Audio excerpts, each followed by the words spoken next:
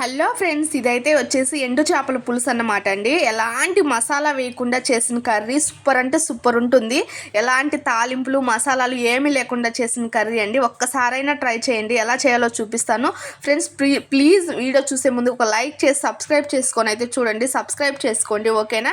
ఇప్పుడైతే మనం వీడియోలోకి వెళ్ళిపోదాం. దీనికి వచ్చేసి ముందుగా నేను కడ్డీలండి ఈ విధంగా నీట్గా కట్ చేసుకొని క్లీన్ చేసుకొని పెట్టుకున్నాను అనమాట. ఈ విధంగా క్లీన్ చేసుకోవాలి. పైన తొక్కు కూడా తీసి క్లీన్ చేసుకున్న తర్వాత 2 టమాటాలు, 1 ఉల్లిగడ్డ సన్నగా కట్ చేసుకొని వేసుకోవాలండి.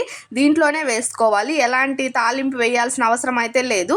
అదేవిధంగా 2 స్పూన్ల కారము, ఉప్పు, 1 హాఫ్ టీ స్పూన్ పసుపు అనమాట. ఇవి కూడా వేసేసేయాలి. ఇవి కూడా వేసేసి ఇప్పుడు మనము ఆయిల్ వేసుకోవాలండి. ఎలాంటి తాలింపు వేయాల్సిన అవసరం లేదు. ఇది మా నాన్నమ్మ స్టైల్లో చేస్తున్నాను అనమాట. ఇదిగోండి ఆయిల్ కూడా నేను ఇక్కడ వేస్తున్నాను కదా, ఈ గంటితోటి వచ్చేసి 2 గంటల ఆయిల్ అనేది వేసుకోవాలి.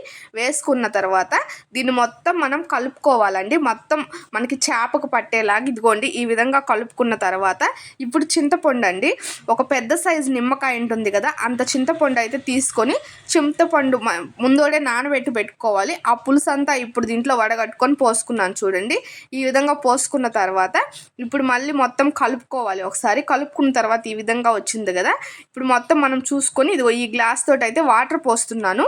ఈ వాటర్ పోసేసి ఇప్పుడు మొత్తం మనం చెక్ చేసుకోవాలన్నమాట. కారం, ఉప్పు అన్నీ సరిపోయినాయా లేదా అని చెక్ చేసుకొని ఇంక మొత్తం ఇంకేం లేదండి, స్టవ్ ఆన్ చేసుకొని స్టవ్ మీద పెట్టేసుకోవడమే.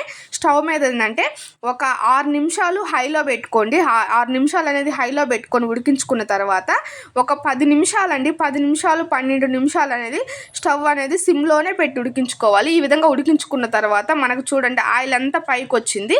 పైకి వచ్చినట్లయితే ఉడికినట్టే అర్థం అన్నమాట. ఇదిగో చూడండి ఇక్కడైతే మనకు కర్రీ రెడీ అయిపోయింది అనమాట. దించేసాను. ఇప్పుడు ఈ కర్రీని వచ్చేసి నేను అన్నం లేక వేసి చూపిస్తాను చూడండి. అసలు ఎలాంటి మసాలా లేకుండా చేసిన కర్రీ అండి. మధ్యలో ఒక 2-3 వెల్లుల్లిపాయలు దంచి చేసుకుంటే సరిపోతుంది అనమాట. అసలు ఎంత బాగుంటుందంటే చాలా ఇష్టంగా, చాలా అంటే చాలా బాగుంటుందండి.